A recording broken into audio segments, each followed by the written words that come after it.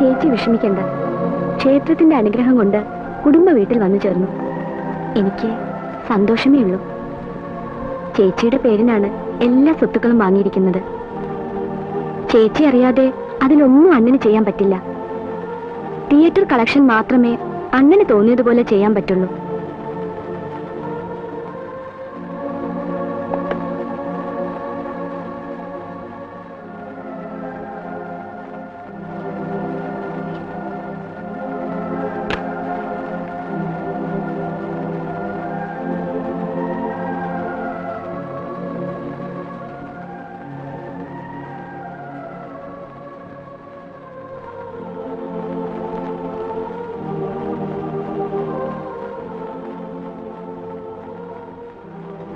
ചേച്ചി ഉറങ്ങിക്കോളൂ.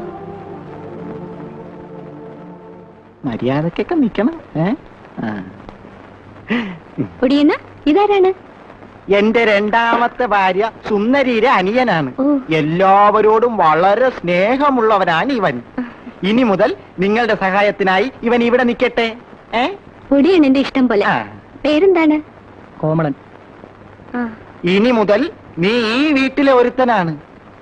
ഇവരോട് നല്ല രീതി പെരുമാറണം. ശരിയല്ല?